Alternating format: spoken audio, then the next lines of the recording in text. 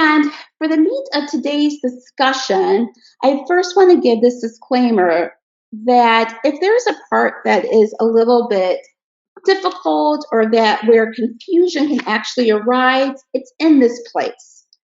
I often say that evaluation is similar to research, and this is particularly the case when thinking about evaluation design.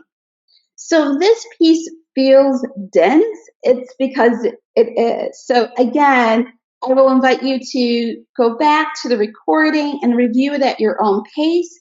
And of course, reach out if there are any questions.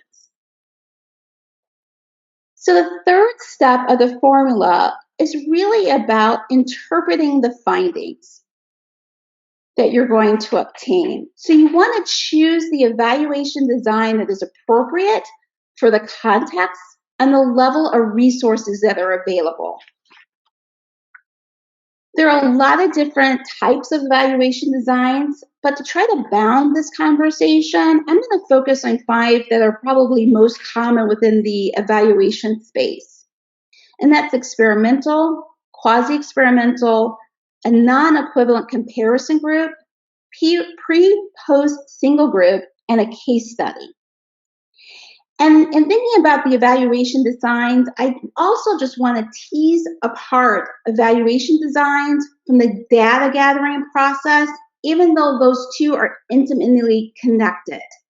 The design is really about how are you going to put the findings in context and be able to interpret what you obtain in terms of the findings. So to understand the difference in these designs, I'm going to take us back to our intro statistics class, our intro research methods class, in which I'm sure you've heard this mantra before. Correlation does not imply causation. And what this mantra really means is that just because there's a statistical correlation between 2 variables does not mean that one is causing the other. This mantra is illuminated when considering what we call spurious correlations, or in which it's clear that one variable is not causing another variable. So let's look at an example of this. There is a very nice, very pretty correlation between the divorce rate in Maine and the per capita consumption of margarine. But the divorce rate in Maine is not causing the consumption of margarine, nor is the consumption of margarine causing the divorce rate. So this idea leads to the concept of internal validity. And what internal validity is, it's the extent to which we can conclude that A is causing B. And what generally is the problem in evaluation designs, research designs, is that there's a third variable that is actually responsible for that causal relationship that's not being detected. So evaluation designs differ to the extent that that design approach addresses internal validity, the extent to which we can say with confidence that A is causing B. So let me try to tie all these elements together. Let's talk about each of those design elements, and then let's say, does that design element actually address internal validity? Let's consider the resources that will be needed to implement that design. And so resources are things like the expertise, the time, and fundamentally that all relates to the money and the cost of implementation. Then let's talk about 2, how are participants going to be selected to be involved in the initiative and as a consequence, a part of the evaluation design, the sample size that would be needed, and whether or not that particular design is appropriate for a small scale evaluation or the type of the scale of the evaluation. So let's first look at an experimental and quasi-experimental design. Both of these design approaches address internal validity.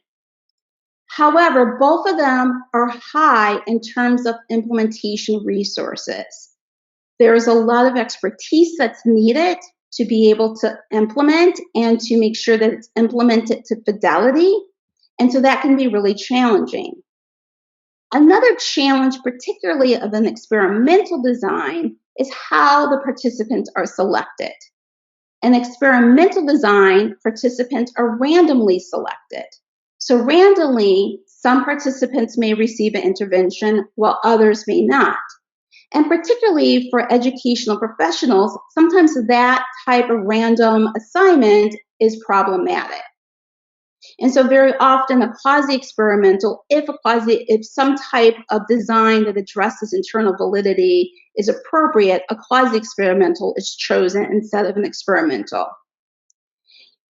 Again, like with quasi-experimental, you require a large size, and neither of these really are that appropriate for a smaller or moderate scale, more so for a large scale type of initiative. That brings us to the next option, non-equivalent comparison. And a non-equivalent comparison does not address internal validity to the extent that experimental and quasi-experimental does. But it requires less in terms of the amount of resources, and you don't have to do random assignment, and it's a really good option for a moderate to small scale project or initiative because of the type of sample sizes associated with it. And I should note that fundamentally, a non-equivalent comparison group differs from a quasi-experimental in that when creating two different groups and quasi-experimental, you're much more able to address that third variable issue, either by how you're designing the initiative or through additional kind of statistical analysis in terms of controlling that third variable.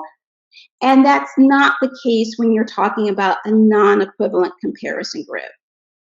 But it's still a really good option.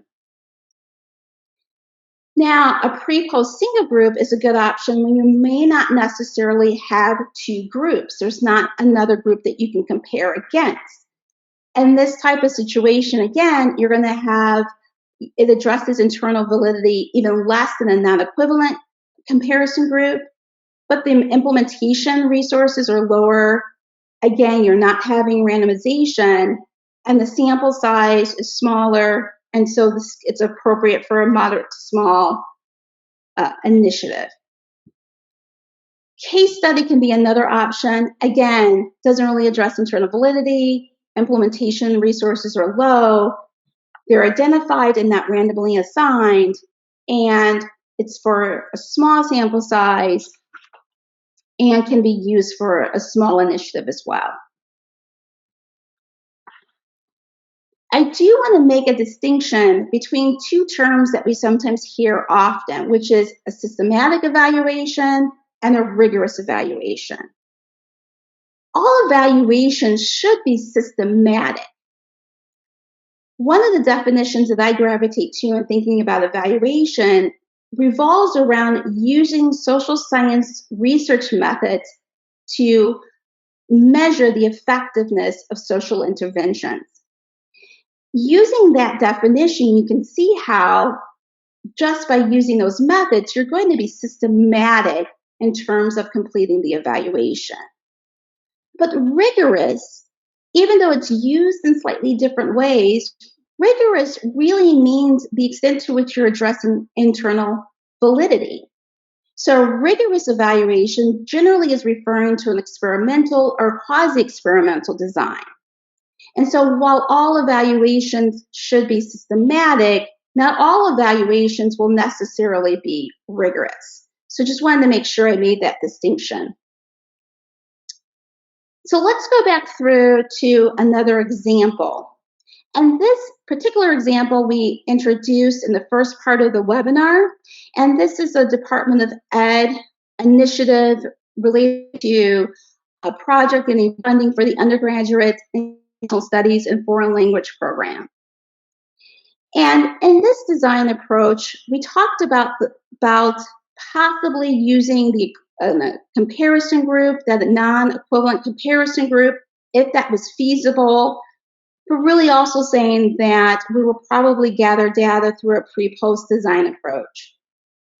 I should also note in this example, we talked about a mixed method design, and you'll often hear that as a term in terms of design approaches. And it's very possible that one part of the evaluation, you may use one design approach, and another part of the evaluation, you may use a different design approach just because of the accessibility to a comparison group. I should also say, too, that sometimes mixed methods is also used in terms of how the data are actually gathered, like what type of data you're gathering, whether it be quantitative or qualitative. So kind of keep in mind that you can kind of mix some of the design approaches as well, even though I'm kind of presenting them in a very kind of clean, pristine approach. Another example is in regards to this Department of Education grant that we introduced last time, in which the intention of the project was to remove some non-academic barriers to be able to increase graduation rates and course completion within the STEM arena. And so in this evaluation plan, we kind of acknowledged that experimental and quasi-experimental would be the ideal, but we also said that probably more feasibly, we would be able to have a non-equivalent groups would be incorporated into the evaluation design. And then in this last example, which was a large-scale initiative, we actually did say we would have a rigorous quasi-experimental design to be able to put the findings in context. And I should note, there was a lot more detail that has to be included when you're writing for quasi-experimental or experimental design. And so this is, again, a place where this can all get very complicated, and you may need to seek out some external expertise to provide support on that. So the take-home message here is really use a design approach that's going to help put the findings, help you to interpret the findings, and that's appropriate for the context, the resources, and the level of rigor. So let me pause there and see if there are any questions. Elise, are there any questions for me? Yes, we do have a couple of questions, Lana. The first is, with any of those methods, it could be a pre or post design. So how do we talk about pre or post when we are using a different design? Yes. So again, the pre-post designs, generally what we're talking about when we're talking about a single group, when there's only one group. And in an experiment or quasi-experimental or the comparison group, the non-equivalent comparison group, you're still probably doing some pre-post, looking at a pre-post change, but it's generally not the language that we use in those contexts. And so pre-post is more relevant if you're talking about it with those other design approaches around how you're gathering the data. And whereas when you're talking about it in this context, it's more about how you're going to interpret it, and it's more related to a single group versus multiple groups. So hopefully that clarifies that distinction. Thanks, Lana. We do have an additional question. Okay, in the logic model, in the activities part, how should we do or group the activities if they have many activities? It is hard for me to identify the activities. Okay. So if there are a lot of, I think there's kind of a two-step process. So I think there's the just getting down the activities on paper and really writing down what those activities are.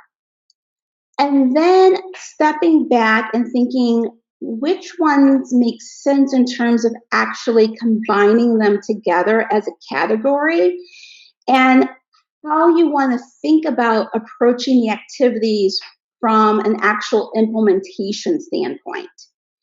If you really have a lot of activities that are not connected, you have to step back and think, are all those activities really needed? Are you going too wide with what you're trying to do in the project? That's one way to think about it. Another way to think about it with the activities could be too that you may be providing or describing activities at a level of abstraction that's not really needed, and that you may need to just think about it at a slightly broader level.